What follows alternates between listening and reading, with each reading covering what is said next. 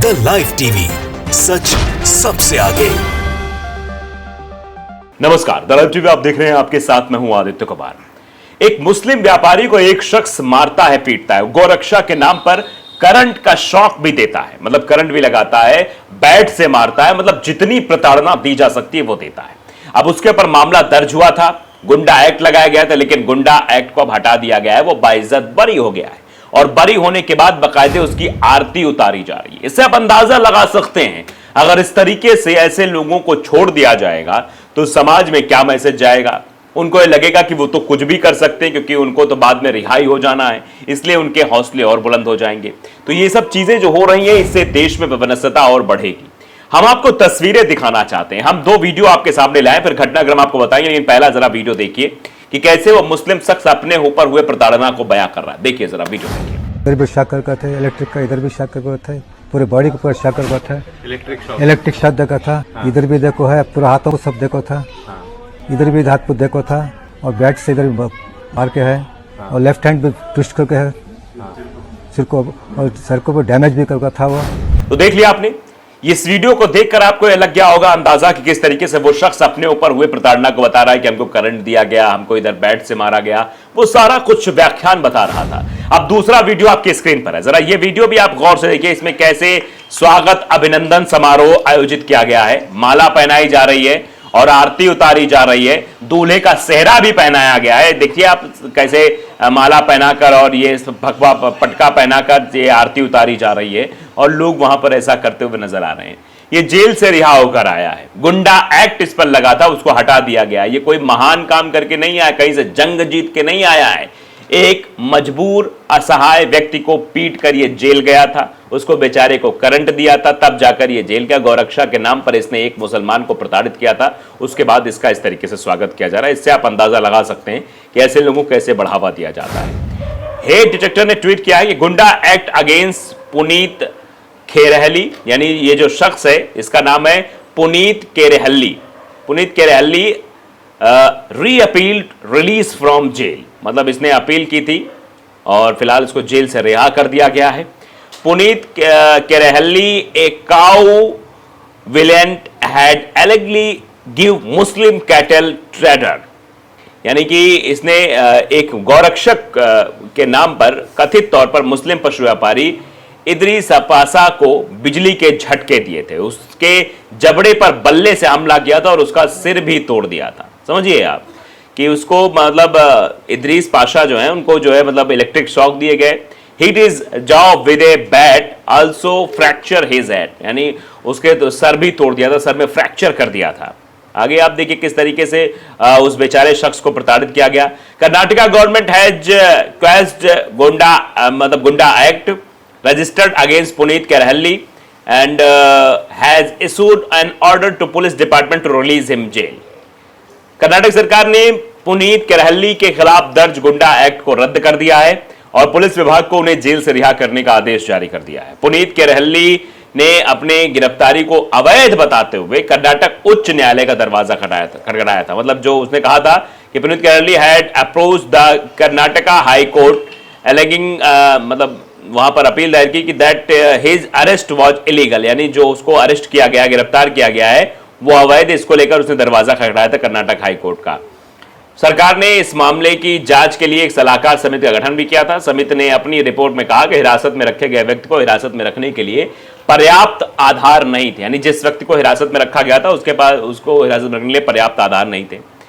ये पहला मामला है गुंडा एक्ट के तहत दर्ज कोई मामला रद्द किया गया। ये पहला मामला है किसी पर गुंडा एक्ट लगाया गया और वो मतलब वापस ले लिया गया। This is the first case where case registered under the Goonda act has been quashed, मतलब ये हटा दिया गया, किसी पर गुंडा एक्ट लगाया गया उसके बाद हटा दिया गया हो। 10 cases have been registered against Puneet Kerehalli from 2013, यानी 2013 से 2023 तक करीब 10 केस उसके ऊपर रजिस्टर्ड है। The CCB police has registered a case under the Gunda Act against Kerehalli as he was repeatedly involved in anti-social criminal activities. यानी इसके ऊपर गुंडा एक्ट इसलिए लगाया गया था कि ये लगातार जो है मतलब ऐसी गतिविधियों में, एंटी सोशल गतिविधियों में शामिल रहता था क्रिमिनल एक्टिविटीज में शामिल था, इसलिए उसके ऊपर गुंडा एक्ट लगाया गया। 10 केस पहले से उस पर रजिस्टर थे 2013 से 2023 तक में। But now he has come out of jail within a few days of his arrest. लेकिन वो अपने कुछ ही दिन जेल में रहने के बाद वो बाहर छूट गया है। तो इससे आप अंदाजा लगा सकते हैं किस तरीके का माहौल आसपास डेवलप होगा। प्रीत करैली के खिलाफ 2013 से लेकर 2023 तक करीब 10 मामले दर्ज थे। सीसीबी पुलिस ने करैली के खिलाफ गुंडा एक्ट के तहत मामला दर्ज किया था, क्योंकि वो बार बार असामाजिक आपराधिक गतिविधियों में शामिल होता था। लेकिन अब वो गिरफ्तारी कुछ दिनों बाद जेल से बाहर आ गया है। अब इसको लेकर तरह तरह की चर्चाएं हो रही हैं। देखिए, ये जब अरेस्ट हुआ था तो लिखा गया काऊ वेरेजेंट पुनीत करैली booked under goonda act arrested in Bengaluru, यानी बेंगलुरु से इसे गिरफ्तार किया गया था। तो आप समझ सकते हैं किस तरीके से ये कहा जा रहा है कि मतलब इसका दुरुपयोग भी हो रहा है, किस तरीके से बाहर आया। Hindu activist and cow vigilante booked under goonda act arrest in Bengaluru. Bengaluru में जब ये गुंडा एक्ट के तहत अरेस्ट हुआ था तब कई जगहों पर इसकी खबर भी छपी थी कि in order to prevent him from anti social activities a detention order was issued on August 11 under the Karnataka Gunda Act and the CCB police have secured him of August 11, यानी 11 अगस्त को यानी 11 अगस्त को गिरफ्तार किया गया था और फिलहाल अब इसको बाइज्जत बरी कर दिया गया है। बाइज्जत मैं इसलिए कह रहा हूं क्योंकि आप समझिए इस पर कोई कार्रवाई नहीं हो रही है। कहा जा रहा है कि इसे रखा नहीं जा सकता है, ऐसे ऐसे करके जो है चीजें निकलकर सामने आ रही हैं। एक मैं आर्टिकल मैं दिखा रहा हूं आपको कि आदतन अपराधी पर ही लगे गुंडा एक्ट, यूपी में कानून के दुरुपयोग से इलाहाबाद हाईकोर्ट चिंतित। मतलब ये हाईकोर्ट का फैसला आया था। इलाहाबाद हाईकोर्ट ने गुंडा एक्ट के दुरुपयोग पर चिंता जताई थी कि दुरुपयोग क्या था इसका। राज्य सरकार को 31 अक्टूबर को गुंडा एक्ट की कार्रवाई में प्रदेश भर में एकरूपता के लिए गाइडलाइन जारी करने और उसका पालन करने का आदेश दिया था। लेकिन अब जिस तरीके से गुंडा एक्ट इस शख्स पर लगा था, क्योंकि ये तो आदतन अपराधी था, मतलब 2013 से लेकर 23 तक में 10 मामले दर्ज और लगातार मतलब एंटी सोशल एक्टिविटीज में और वहां पर क्रिमिनल एक्टिविटीज में शामिल होना, बार बार किसी को मारना, किसी मुस्लिम समुदाय के व्यक्ति को इस तरीके से पीटना, ये साफ तौर पर दर्शाता है किस तरीके से शख्स की मानसिकता। ऐसे में अगर समाज में बाहर रहेगा तो और भी इसी तरीके की चीजें निकलकर सामने आएंगी और भी ऐसे घटनाक्रम निकलकर सामने आएंगे। तो ऐसे में इस तरह की गतिविधियों में शामिल व्यक्ति को जरूर जो है जेल के अंदर डाल देना चाहिए, जरूर उस पर कठोर से कठोर कार्रवाई करनी चाहिए। तो आप देख सकते हैं साकित अल्फराज भी लिख रहे हैं कि need to be taken and given same treatment even rose. मतलब लोग रिएक्ट भी कर रहे हैं इस पर कि इस पर कार्रवाई होनी चाहिए, सब कुछ होना चाहिए। लेकिन अब समझ सकते हैं आप कि जिस तरीके से इसको छोड़ा गया है, जिस तरीके से इतनी प्रताड़ना करने के बावजूद किसी व्यक्ति को करंट देना, शॉक देना, बैट से उसका सर फोड़ देना, आप समझते हैं ये गुंडा एक्ट इसमें जरूर लगना चाहिए था। इसमें और भी गंभीर धाराओं के तहत मुकदमा लिखा जाना चाहिए था। लेकिन वो शख्स मुस्लिम है क्या, इसलिए कार्रवाई को आगे नहीं बढ़ाया गया। और ये लगातार हिंदू आदि संगठन से जुड़ा हुआ है, गौरक्षक दल से जुड़ा हुआ है। गौरक्षा के नाम पर इसने उस शख्स की पिटाई की थी, मारपीट की थी। तो अब इससे आप अंदाजा लगा सकते हैं किस तरीके से लगातार जो है ऐसे मसले बढ़ते चले जा रहे हैं।